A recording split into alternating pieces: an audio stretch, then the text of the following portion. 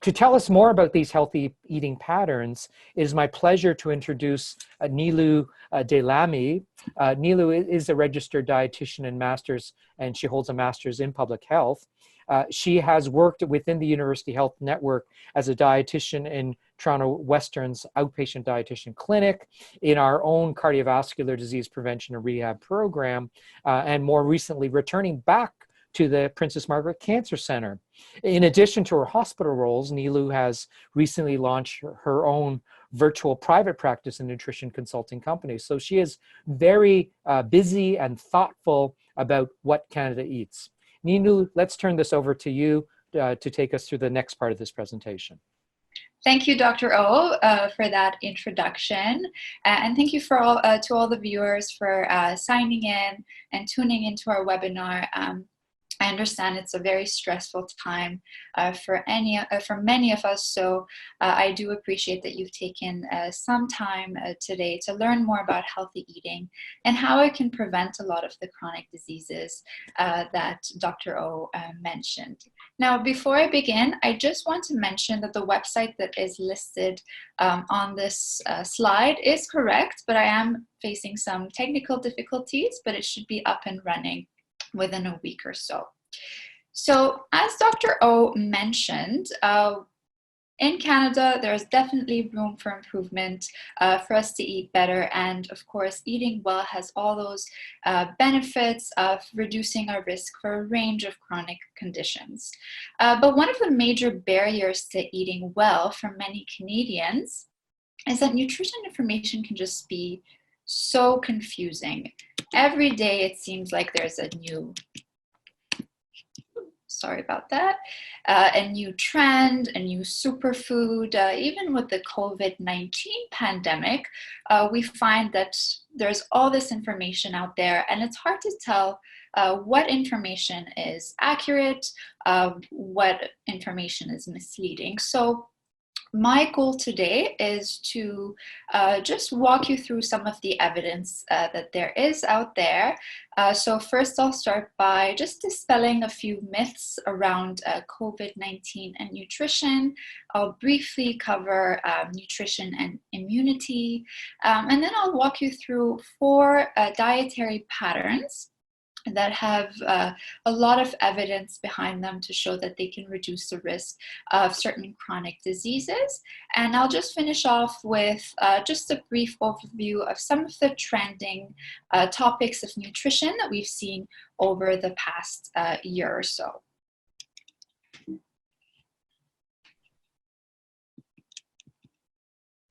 So now we'll do a little bit of myth busting on COVID-19 and nutrition. And these are claims that we see on social media websites, on the internet, and news articles. So I just wanted to address some of the more common ones.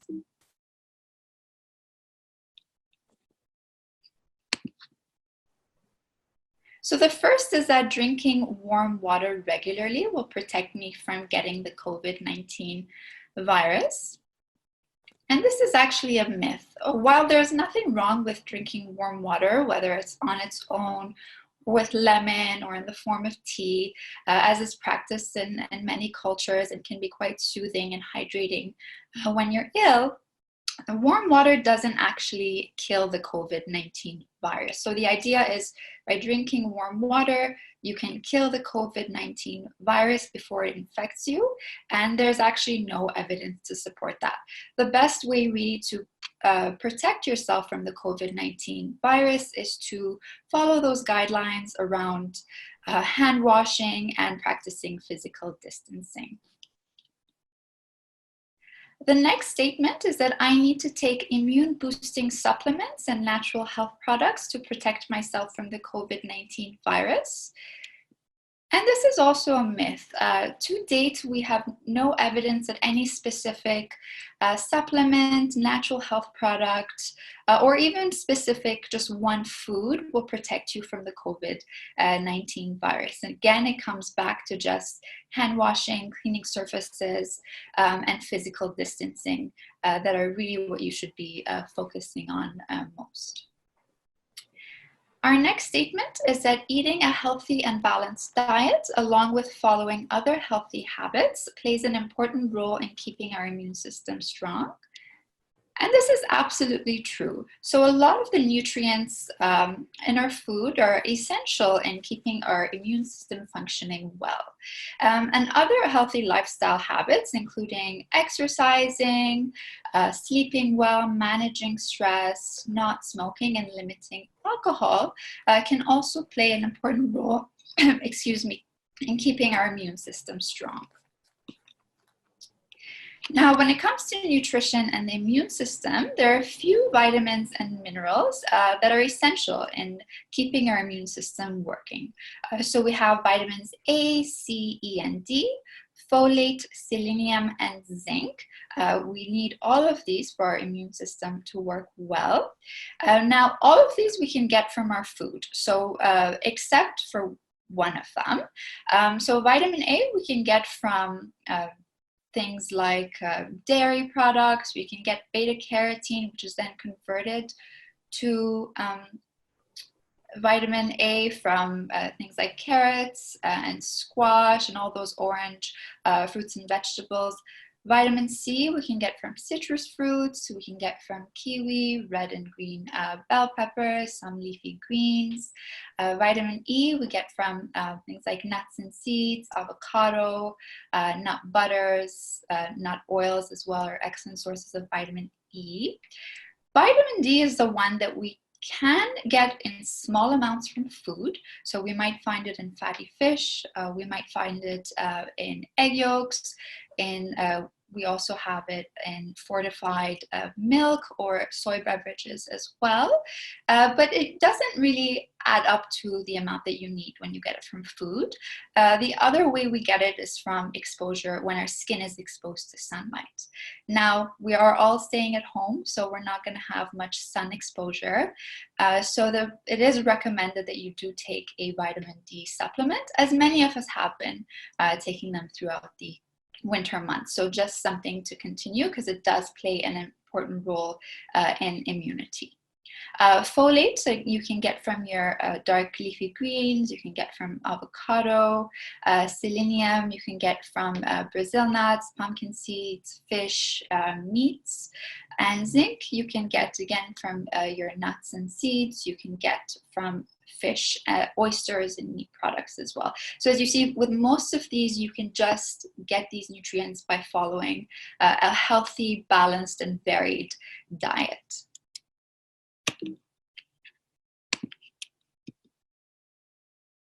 So what is a healthy diet, or what is a healthy, I see a question here, how much vitamin D supplementation? That's an excellent question.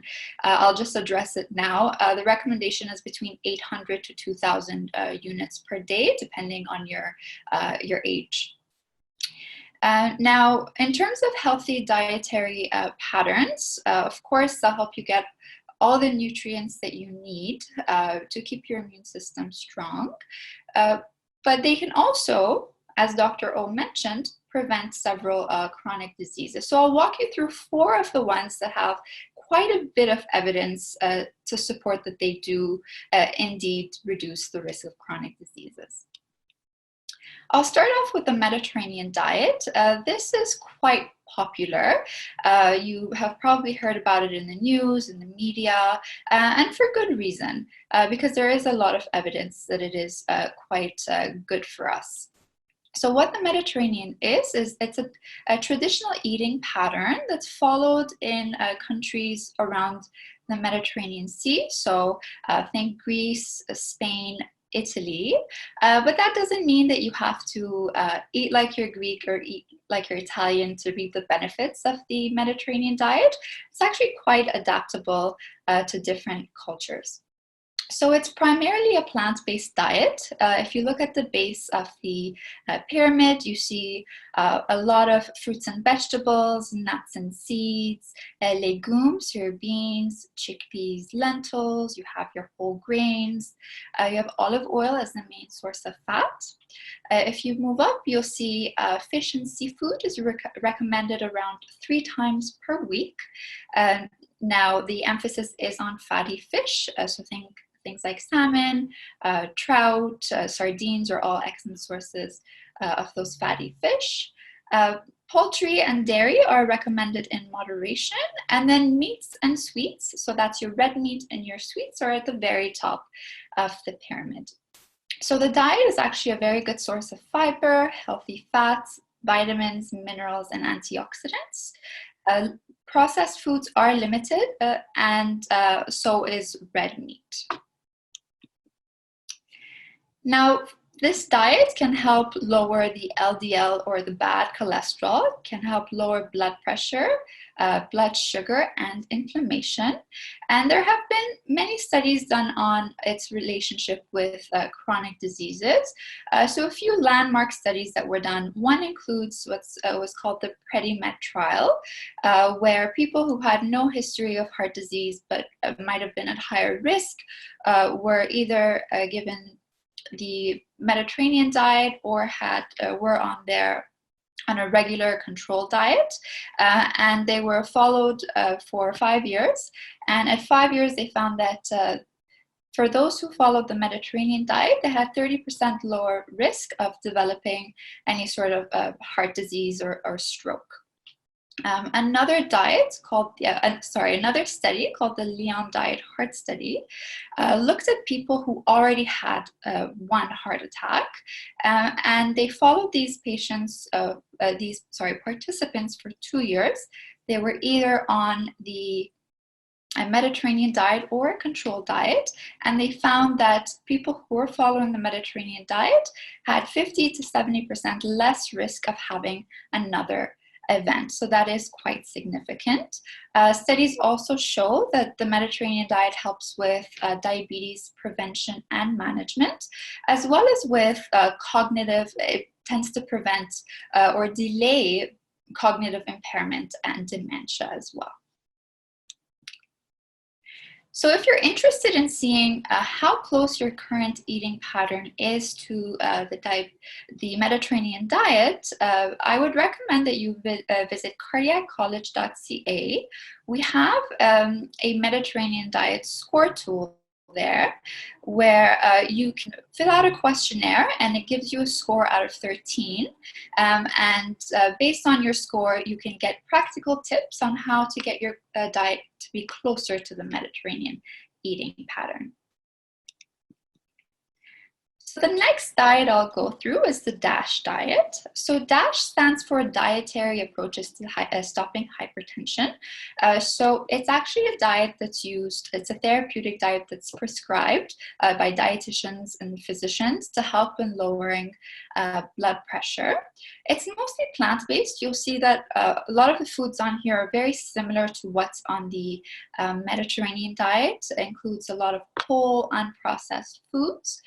The difference here is that it prescribes specific servings. So for example, a person on the DASH diet may have to have 8 to 10 servings of fruits and vegetables per day, and there's a description of what a serving would look like.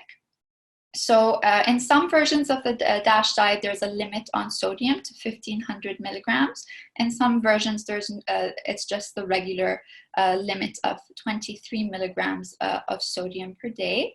But regardless, they both tend to lower blood pressure. The one that's 1,500 milligrams does tend to lower it a bit more.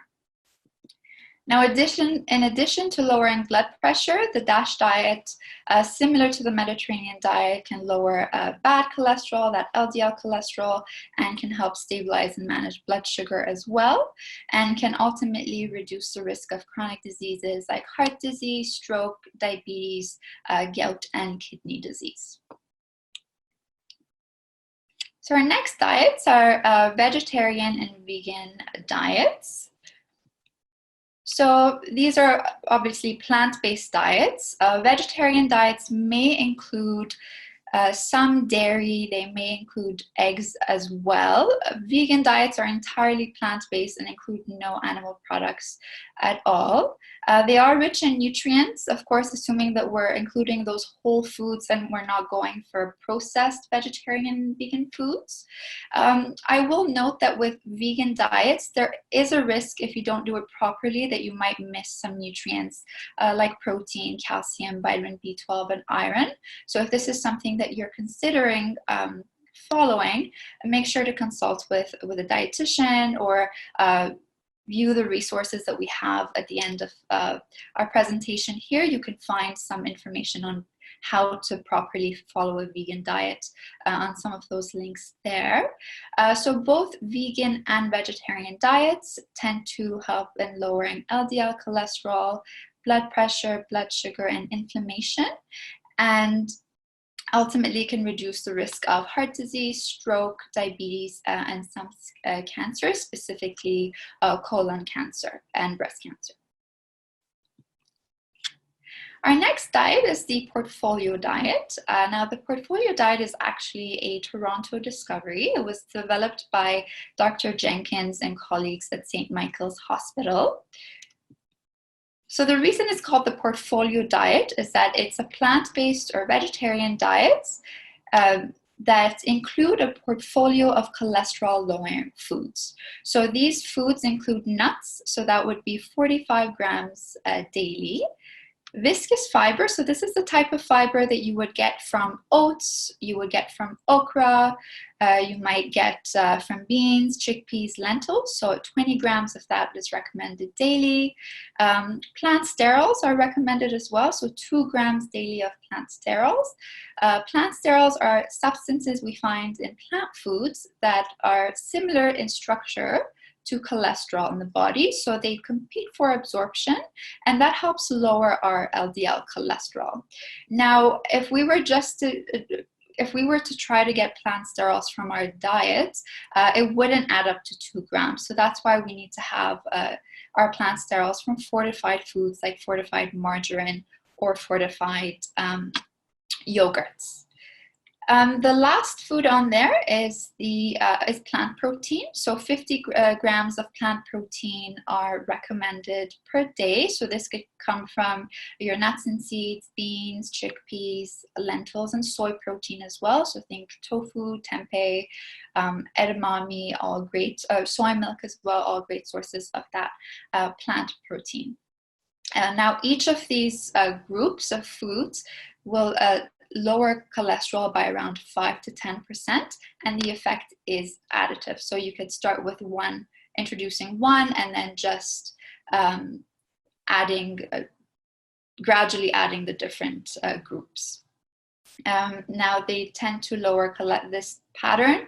Of course, it's designed to lower cholesterol, but it's also been found to lower blood pressure, blood sugar, and inflammation, and ultimately, just like the other patterns, can reduce the risk of heart disease, stroke, and diabetes. So what do all of these patterns have in common? They all include whole foods that come from plants. So really, the key to preventing chronic disease seems to be to include more plants in our diet. Now, I've just presented a ton of evidence for different dietary patterns. Which one is right for us? How do we choose?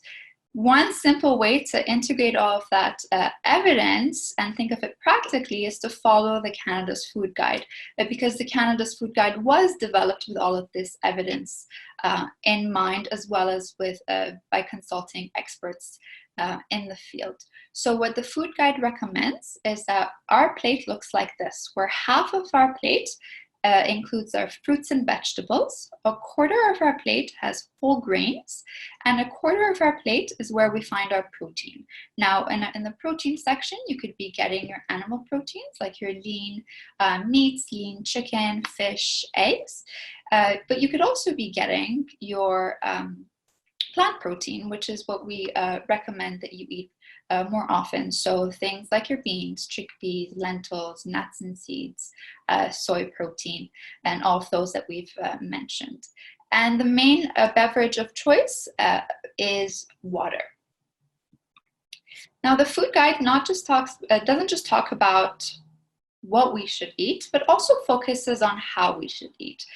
So behaviors like being mindful of your eating habits, cooking at home more often, enjoying your food, and eating your meals with others can also be really important when it comes to healthy eating. And also with grocery shopping, just making sure that we're looking at food labels. We're trying to limit how much of those highly processed foods that we have, and being aware of how food marketing works as well. So that's all, everything I've mentioned so far is grounded in solid evidence. Lots of studies have been done on these dietary patterns, and we know with some confidence that they do work. Now, we also have trends that come and go. Some of them stay, some of them don't, but we always need evidence to start to recommend certain diets to the general public. So the trends that I've seen this year have been the fasting diet, the ketogenic diet, and more recently I've been hearing a bit of buzz about the carnivore diet. So the intermittent fasting diet, which has been popularized by Dr. Jason Fung, involves some sort of fasting. There are different types, some more restrictive than others. You have, the 16-8, which is 16 hours of fasting, 8 hours of where you can eat. There's the 5-2, which is 5 days of normal eating, 2 days of very low calorie eating or fasting, and then we have alternate day fasting as well. Now, the idea behind fasting is that it mimics how the meal patterns of our ancestors, where there were periods of feast and famine, and that by fasting, we're actually eating in a way that we have evolved to eat, and it would be ideal for our metabolism. So some of the claims around intermittent fasting is that it can improve our metabolism, it can lead to weight loss, and it can lead to better blood sugar management as well, specifically in people with diabetes. We do find some of these results in studies where we do see some weight loss, some improved blood sugar control, and in both animal and human studies, some changes to the metabolism. But it is important to note that most of these studies have been, they have smaller sample sizes. They've been done over usually a period of 12 months, maybe 24 months. But we don't have any longer term studies to see whether these effects are sustained over the long term, whether people are able to sustain this habit in the long term, and whether it's even different from just following something like the Mediterranean diet. Does it give us any added benefit? The next one is the ketogenic diet, and this is a very high fat, very low carb diet that puts our body into a state of ketosis, where we're using fat as our main source of energy instead of carbohydrate, which is usually what we tend to use. Now, with that comes, the research has shown that yes, it leads to weight loss. It can lead to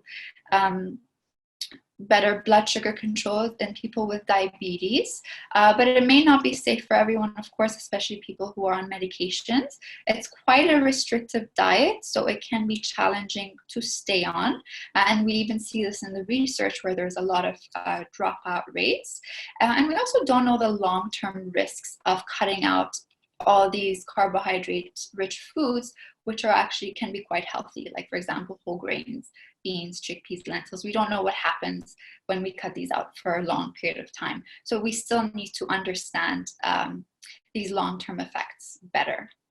The next one is the carnivore diet, and I've been hearing a bit of buzz about this over the past few months. It's been around for a while, though. Now, the idea behind the carnivore diet is that we don't need to be eating any plant foods, that they are toxic for us, and we should only be eating meat. So some people will eat just red meat. Some would include both red meat and other types of meat. So this diet, there isn't much research on it, and also we just discussed how important plant foods are for our health. So I would be a bit cautious when it comes to this one. It's just not supported by the evidence. So ultimately, a healthy eating pattern is one that is evidence-based, enjoyable, and easy to sustain in the long term. Thank you for listening. I will pass this on to Carly, who will then take all of this information and turn it into practical tips that you can use on a day-to-day basis.